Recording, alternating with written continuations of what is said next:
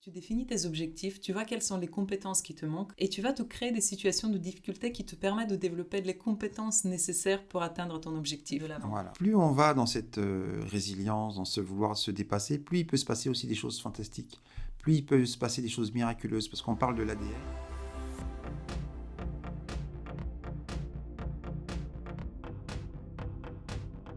Parce que la personne, par la suite, elle va se parler de la même manière que sa maman lui a parlé en tant qu'enfant. Elle va se parler en tant qu'adulte à elle-même. Voilà. Elle va se dire « Oh, pauvre toi, Voilà, regarde cette mince, difficulté, qu'est-ce voilà. qui t'arrive? Oh, ça fait mal. » Au lieu de se dire « Ah, super, ben on se Et relève. » puis de se dire surtout, c'est que c'est pas normal. C'est-à-dire que c'est normal qu'il se fasse mal, qu'il tombe, qu'il se fasse des chutes et qu'il reparte. Donc c'est normal. Et oui. pour lui, si c'est normal que ça demande des chutes, des efforts et que ça soit normal que de temps en temps il se fasse mal, il va pas se plaindre de ça puisqu'il sait que c'est normal dans un processus évolutif. Mais l'autre où à chaque fois on s'est plaint, oh mon pauvre chéri, oh t'as pas de chance, oh machin, mais tu vois, et ben lui à chaque fois, ah non mais c'est pas normal, et il va chercher le soutien parce qu'il a toujours le soutien de quelqu'un qui a été là pour l'aider à passer gentiment avec beaucoup de pommade sur la petite problématique qu'il a eue ou la petite souffrance qu'il a eue. Et donc ça c'est encore un facteur qui est super important dans comment j'affronte les difficultés, c'est comment je me parle pendant la difficulté. Le langage classique qui va venir. Quand on est en mode par défaut et que notre cerveau nous produit un tas de pensées négatives, on va se parler comme si on est quelqu'un de victime à la situation. Et on va encore s'empirer la situation, on va la vivre encore moins bien. Alors que si on a un langage positif et que même si on comprend pas sur le tas pourquoi la difficulté nous arrive, mais qu'on arrive à l'intérieur de soi à se dire tout simplement « Pour l'instant, je comprends pas, mais je comprendrai un jour. » Qu'on laisse ça dans le temps. Parce que de toute manière, l'apprentissage, on peut toujours le voir en rétrospection. Quand on regarde nos difficultés aujourd'hui, quand on regarde nos difficultés de quand j'avais 15 ans, ça me paraît vraiment un jeu. Et je me disais, mais Bien comment sûr. tu arrivais à souffrir là-dedans Donc, à chaque fois, quand on avance dans notre vie et qu'on regarde en arrière, on a un regard qui porte des solutions, qui a plus de maturité et qui nous donne des solutions. Donc, quand on est en plein dans la difficulté et qu'on n'arrive pas à trouver la solution, tout simplement lâcher prise et se dire « je comprendrai un jour », mais j'avance pour apprendre la leçon et pour pas que ça se refasse parce que chaque difficulté dans laquelle j'ai pas appris la leçon, elle va revenir. Donc je vais revivre la même situation de manière répétée. Donc pour éviter ça, je me laisse cet espace de temps pour me dire « je comprendrai un jour ». Voilà. Et donc je me parle de tu manière peux te laisser du temps si tu ne te prends pas pour un être abouti. Parce que la plus grosse difficulté que tu peux rencontrer, je dirais le plus gros obstacle, c'est de croire que tu es un être abouti. C'est-à-dire que tu n'as plus rien à changer en toi, que ce que tu es, c'est ce qu'il y a de parfait. Et c'est ce que tout le monde devrait aimer. Comme quelqu'un qui disait, l'harmonie, c'est quand tout le monde est d'accord avec moi. Voilà. C'est pas de l'égocentrisme. Et plein de gens pensent être ce que je suis, c'est bien. On se prend pour des références. Beaucoup de gens se prennent pour des références. Et donc là, il y a face à la difficulté, face à la remise en cause, face à la critique, et bien tout de suite, face à la critique, ça bloque. Parce que on pense être la référence. On se prend pour des êtres aboutis des fois, comme si on a atteint le niveau de développement maximal et qu'on n'a plus besoin de développer quoi que ce soit. Et on s'auto-suffit.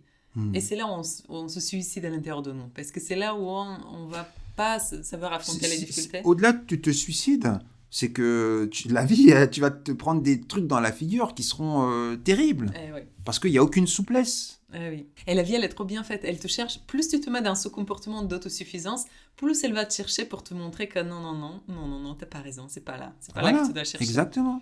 Parce que c'est rigide de croire que ça manque de souplesse. Oui. Et du coup, donc on a dit un dialogue interne qui est plutôt positif face à la difficulté. Et aussi cet état d'apprentissage, de désir d'apprendre constamment. Désir d'apprendre, mais pour moi, c'est déjà le premier l'accueil. Quand la difficulté se présente à toi, quand la souffrance se présente à toi, c'est pas de se contracter, mais c'est l'accueil.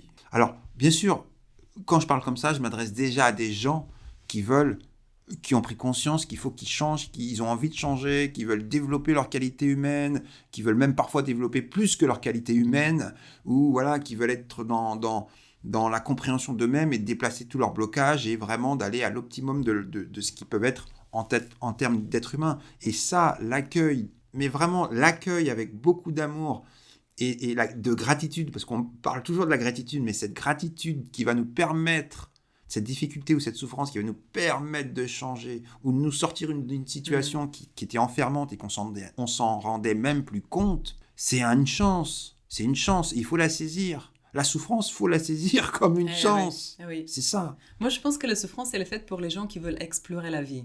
C'est vraiment quand tu te mets dans un mode d'explorateur de la vie et que tu veux toucher à toute chose qui existe dans cette vie. Tu veux expérimenter tout état qui existe. C'est là où tu arrêtes d'avoir peur de la souffrance. Parce que la souffrance, c'est juste un état. C'est un état que tu peux expérimenter et changer par la suite parce que c'est pas un état dans lequel on aime bien passer longtemps. Bon, il y a des gens qui l'utilisent de manière créative. Il y en a des gens qui aiment bien se mettre dans un état de douleur pour qu'ils puissent puiser à l'intérieur d'eux-mêmes et de sortir des idées créatives qui ne vont pas sortir en état normal. Donc, il y a des sacrés avantages de vivre des états comme ça. Et puis, on a a mentionné le fait que ça nous connecte aux autres aussi quand on est en souffrance, parce qu'il y a des gens qui vont venir nous aider. Alors, aussi, c'est vrai que souvent, j'entends déjà les gens dire « Oui, mais il y a des souffrances, c'est terrible, des situations qui sont terribles. » Et exactement, il y a des situations qui sont terribles, de choses ou d'injustices terribles dans ce que peuvent vivre les gens.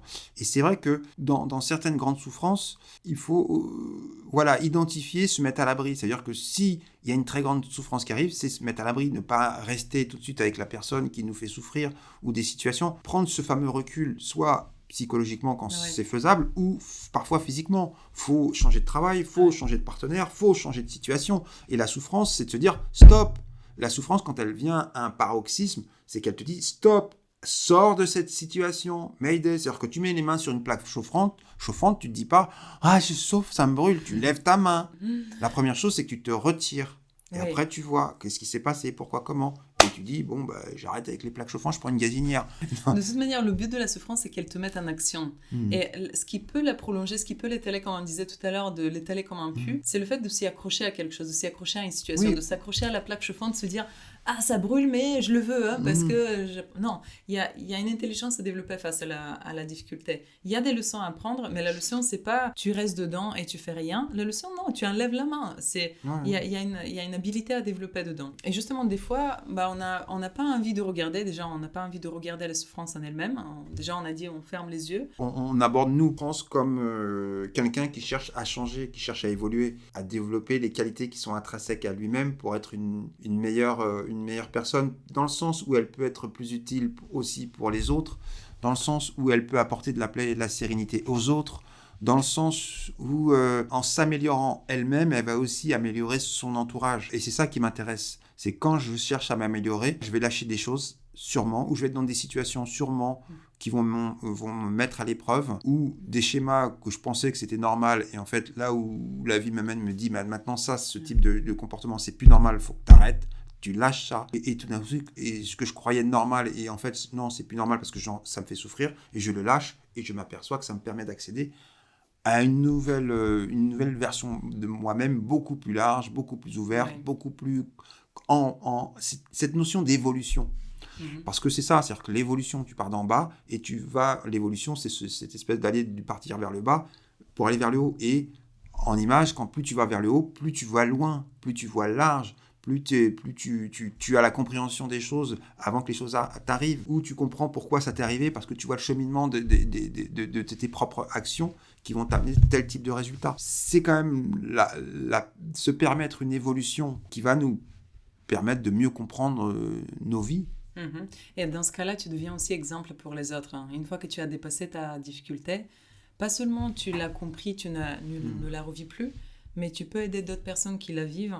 Et tu peux également aider tes enfants si un jour tu es amené à transmettre ça.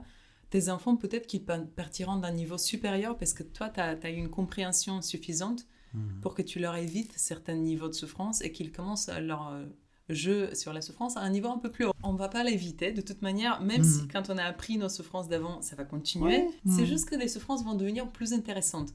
Et en plus de ça... C'est pas que la souffrance deviendra plus intéressante, c'est que tu as compris le jeu. Tu as compris son jeu. Et donc, c'est pas la souffrance, c'est toi, ta capacité à l'accueillir et à travailler avec. Moi, j'aimais bien ce qu'il disait, David Laroche, sur ça. À partir d'un moment où tu as développé un mindset face à la souffrance, tu commences à l'organiser. Tu commences tu commences à organiser la souffrance pour qu'elle serve tes objectifs. Donc, tu définis tes objectifs, tu vois quelles sont les compétences qui te manquent et tu vas te créer des situations de difficulté qui te permettent de développer les compétences nécessaires pour atteindre ton objectif. Voilà. Et dans ce cas-là, on a parlé de l'importance de donner du sens à la souffrance. Dans ce cas-là, toute la souffrance que tu vas vivre, tu verras quel est le sens de ça parce que tu vois à quel point ça aide ton objectif final. Voilà, et à développer une compétence. Et là, ta souffrance, elle n'est plus de la souffrance, ça devient de l'entraînement. Tu te dis, c'est une formation gratuite pour moi. Tiens, j'ai même pas payé, mais je suis en train de développer exactement ce qu'il me faut. Et le lien, peut-être certains l'ont fait, ou en tout cas, je ne l'ai pas vu beaucoup en lien, c'est souvent la problématique de l'attitude, de la résistance, des blocages, c'est le système nerveux central. Et comment tu vas entraîner ton système nerveux central à pouvoir se dilater, voir plus grand, être moins, c'est pas insensible, mais c'est moins sensible ou moins réactionnel. Eh bien, c'est la souffrance. C'est ton système nerveux central, quand il gérera une petite souffrance, après une autre souffrance, et ensuite une autre souffrance, il aura une capacité où il souffrira plus de petites choses, il aura cette capacité à être plus ouvert et donc mieux gérer. Oui. Et pour moi, c'est souvent, on parle rarement du système nerveux central, et c'est lui qui est devenu, en fait, dans nos sociétés ultra confortables, où la souffrance, c'est une anomalie, il ne faut surtout pas souffrir, on est tous à vouloir se faire plaisir, la société du plaisir, et donc dès qu'il y a une souffrance, une contrariété, le système nerveux il est même plus habitué et les gens ils disent je suis sensible, non t'es pas sensible, t'es susceptible, et en fait on a développé une ultra susceptibilité, ce qui fait c'est pour ça que dès que tu dis quelque chose, ça y est, la personne se sent agressée parce que tu émets une petite critique ou une remarque et encore bienveillante, mais non, on peut plus rien dire aux gens aujourd'hui sans qu'ils soient ça y est. Moi j'aimais beaucoup l'histoire d'une amie indienne qui me disait qu'en fait, en Inde, je lui posais la question, est-ce qu'en Inde, les gens sont plus malheureux, plus heureux par rapport à en France, parce qu'elle vit en France actuellement. Elle m'a dit, en Inde, on a beaucoup de difficultés, parce que la situation économique, elle est moins favorable qu'en France. Mais elle me dit, par contre, quand tu sors et que tu vois que tout le monde affronte ces difficultés, que tu n'es pas le seul à avoir des difficultés, que la difficulté, c'est quelque chose de normal, tu te plains même pas. En fait, tu es dans un état de communion avec les autres, et quelque part ça te lie aux autres, et tu dis on est tous là en train de chercher à résoudre des problèmes, et c'est plus un état anormal, c'est un quotidien à vivre. Et dans ce cas-là, tu ne souffres pas de ce quotidien, c'est un quotidien dans lequel, certes, c'est pas du confort, tu es juste en train de résoudre des problématiques de vie, et tu es juste en train d'expérimenter ta vie sous une forme qui n'est pas la forme qu'en France, par exemple. Mais ce n'est pas de la souffrance. J'avais une pensée tout à l'heure, c'était quoi ? Ah oui, j'ai beaucoup aimé le fait que tu amènes cette idée d'entraînement du système nerveux. Et je pense qu'il y a un élément qu'on peut rajouter à ça, c'est de s'entraîner en observant l'exemple d'autres personnes. Parce que des exemples autour de nous, des gens qui vivent des difficultés plus grandes que les nôtres, il y en a tout le temps. Ah oui, c'est... Rien que de voir, alors si on a un corps normal, rien que de voir comment vit une personne qui a un bras de moins, ou voir une personne qui est immobilisée de la majorité de son corps, ça, quelque part, ça ramène un contraste, et par rapport à notre propre vie, ça nous permet de relativiser. Et si on vit une souffrance et qu'on voit des gens qui ont dépassé la même ou bien une souffrance encore plus intense que celle qu'on est en train de vivre, quelque part, c'est rassurant. Quelque part, ça entraîne le système nerveux à se dire « c'est normal, il y a d'autres personnes qui l'ont dépassé, tu vas le dépasser aussi ». Et au final, tu retrouves cette énergie pour le dépasser. Cette énergie nécessaire pour aller de l'avant. Plus on va dans cette résilience, dans ce vouloir se dépasser, plus il peut se passer aussi des choses fantastiques. Plus il peut se passer des choses miraculeuses. Parce qu'on parle de l'ADN aujourd'hui, c'est-à-dire que par la puissance de l'esprit, on peut modifier des choses. Et on a l'exemple de personnes qui, on leur disait « vous ne pourrez plus jamais marcher », et que leur volonté de vouloir remarcher, tout le corps s'est reconstruit et ils ont pu remarcher. Et je me souviens, j'ai regardé le film de la biographie de Bruce Lee, où il prend un coup et on lui dit « sur votre colonne vertébrale, c'est fini, et vous ne pourrez plus jamais recombattre ». Il regarde le médecin, il dit « je vais guérir ». Et le gars, il a une puissance sur son corps que sa colonne, elle se reconstruit. Et il peut reprendre les combats comme avant. C'est quand même, voilà, c'est-à-dire que la décision, la souffrance, le truc qu'il avait, il n'a pas pleuré sur lui, et il a dit à son mental, et son corps a suivi, et tout a suivi, et c'est miraculeux. Donc cette croyance qu'on peut surmonter, qu'on peut faire face, elle peut entraîner des choses merveilleuses, même dans le corps.